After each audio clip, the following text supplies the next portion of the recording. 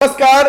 2025 में भाई बहनों के लिए बम्पर भर्तियां आने वाली हैं और कक्षा 8वीं पास से लेकर के ग्रेजुएशन पोस्ट ग्रेजुएशन पढ़ाई करने वाले सभी भाई बहनों के लिए आज मैं पंचायत स्तर की 5 भर्तियों के विषय में आपको जानकारी देने जा रहा हूं, जिससे आप गांव स्तर में सरकार के साथ मिलकर के काम कर सकते हैं।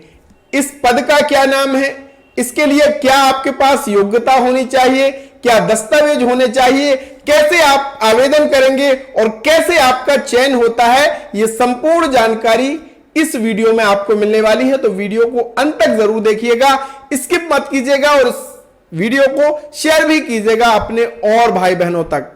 स्वागत है भैया आप सभी का आपके अपने YouTube चैनल ऑल योजना इन्फो में। मेरा नाम है अरुण लोधी और यहां पे हम बात करते हैं केंद्र सरकार राज्य सरकार की हर एक स्कीम के विषय में, ताकि ग्रामीण परिक्षेत्र में जो हमारे भाई बहन हैं वो सरकार की हर एक स्कीम का फायदा उठा सके। अगर आप और आपका परिवार किसी भी शासकीय योजना से वंचित होना नहीं चाहता, हर एक स्कीम की घर बैठे जानकारी प्राप्त करना चाहते हैं, तो आप अभी ही ऑल योजना इन्फो परिवार के पक्के सदस्य बन जाइए।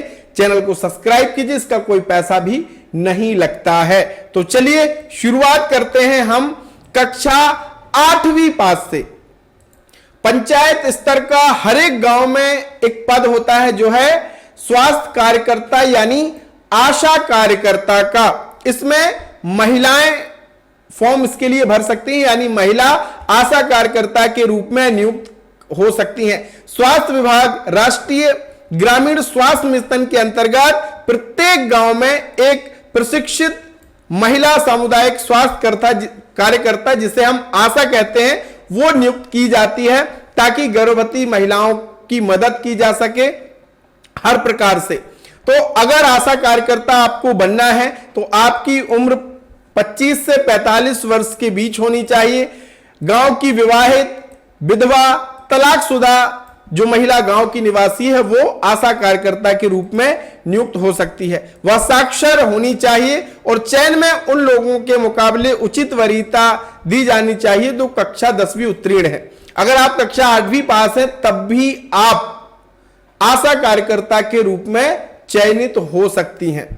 अब इसके लिए जो फॉर्म होता है वो चयन जो होता है, आशा कार्यकर्ता का चयन सामुदायिक समूहों, स्वास्थ्य सहायता समूहों, आंगनवाड़ी संस्थाओं, ब्लॉक नोडल अधिकारी, जिला नोडल अधिकारी एवं ग्राम स्वास्थ्य समिति और ग्राम सभा की भागीदारी वाली कठोर चयन प्रक्रिया के माध्यम से आशा कार्यकर्ता का चयन किया जाता है। और इसका जो फॉर्म होता है वो भी स्वास्थ्य विभाग की तरफ से किस गांव में भर्ती है वो ऑफलाइन नोटिफिकेशन निकाल दिए जाते हैं। इसके लिए कोई ऑनलाइन आवेदन नहीं होता है। अब बात करते हैं हम दूसरी भर्ती के विषय में। दूसरा ग्राम पंचायत स्तर का जो पद है वो है ग्राम रोजगार सहायक का, यानी सहायक सचिव का। इसमें भाई बहनें दोनों आवेदन कर सकती हैं और अभ्यर्थी उसी ग्राम पंचायत का निवासी होना चाहिए और उसका नाम मतदाता सूची में होना चाहिए। साथ ही साथ उसकी जो आयु है वो न्यूनतम 18 वर्ष और अधिकतम 35 वर्ष होनी चाहिए।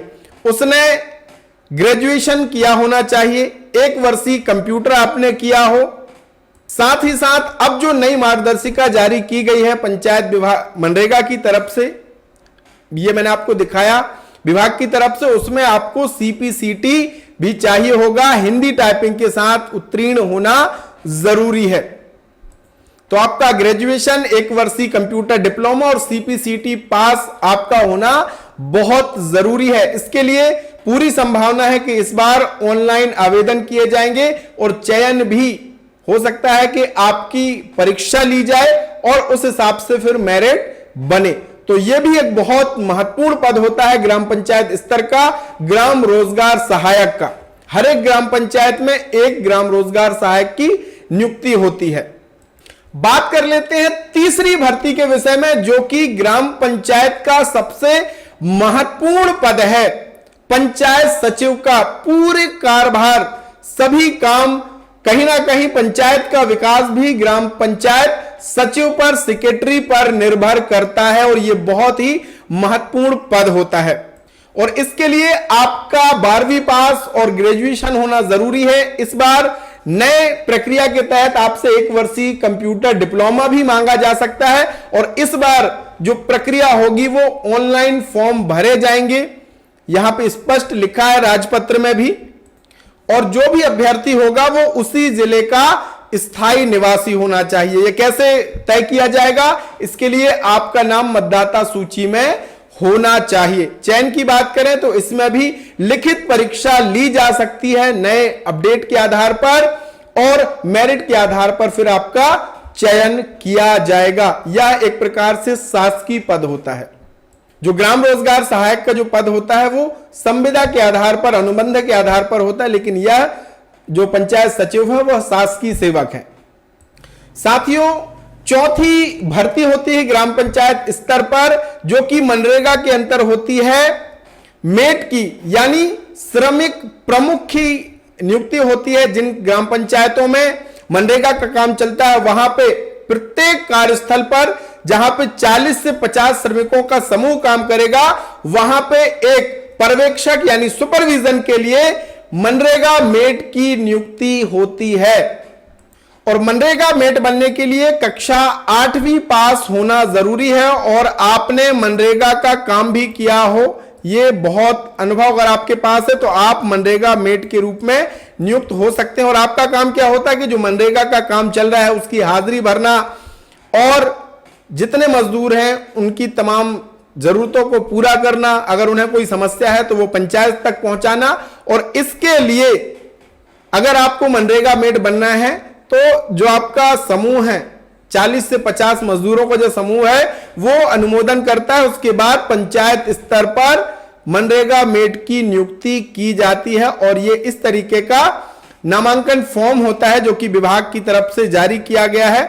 जो भी समूह अपने समूह के बीच में से किसी एक को मनरेगा मेट के रूप में नियुक्त कर सकता है। यह भी बहुत शानदार है। इसमें मनरेगा मेट के रूप में आप पंचायत स्तर पर काम कर सकते हैं। मनरेगा मेट भाई बहन कोई भी बन सकता है। अब बात करते हैं अंतिम 5वीं भर्ती के विषय में जो कि ग्राम पंचायत स्तर की है, वो है आंगनवाड़ी कार्यकर्ता और सहायिका की। अभी भी आंगनवाड़ी कार्यकर्ता सहायिका की बंपर भर्ती निकली थी। जल्द ही जिन आंगनवाड़ी केंद्रों में पद रिक्त होंगे वहां पे भी भर्ती प्रक्रिया शुरू की जाएगी। और अब एक बहुत बड़ा बदलाव किया गया है कि आंगनवाड़ी कार्यकर्ता और सहायिका की जो भर्ती प्रक्रिया है वो पूर्णतः ऑनलाइन है। इसके फॉर्म भी ऑनलाइन भरे जाते हैं और चयन कक्षा 12वीं कौन फॉर्म भर सकता है? कक्षा 12वीं पास जो बहन है वो आंगनवाड़ी कार्यकर्ता और सहायिका के लिए फॉर्म भर सकती है। चयन कैसे होता है? तो चयन इसमें आपके अंकों के आधार पर, कक्षा 12वीं के अंकों के आधार पर, आपका अगर ST SC से है तो 5 नंबर उसके मिलते हैं, BPL परिवार से है तो 5 नंबर उसके मिलते हैं, ग्रेजुएशन किया है तो 10 नंबर आपको मिलते हैं। इस तरीके से आपकी शैक्षणिक योग्यता और दस्तावेजों के आधार पर आपका चयन होता है और आप आंगनवाड़ी कार्यकर्ता और सहायिका के रूप में नियुक्त हो सकती हैं। इसके लिए केवल बहनें ही आवेदन कर सकती हैं, विवाहित हो और चाहे अविवाहित हो वो इसके लिए आवेदन कर सकती हैं। आज मैंने आपको पंचायत स्तर की 5 भर्तियों के विषय में बताया है। जैसे इसको लेकर के भर्ती का नोटिफिकेशन जारी होगा हम आपको जानकारी देने वाले हैं। तो आपको क्या करना है? सबसे पहले ऑल योजना इन्फो परिवार के अगर आप सदस्य नहीं बने हैं तो चैनल को सब्सक्राइब कीजिए, बेल आइकन की घंटी दबाइए ताकि प्रत्येक वीडियो का नोटिफिकेशन आपको मिल सके। तो मिलेंगे एक नई वीडियो नई धमाकेदार जानकारी के साथ। हां, आपका कोई सवाल हो तो कमेंट जरूर करना। बहुत बहुत धन्यवाद। जय राम जी।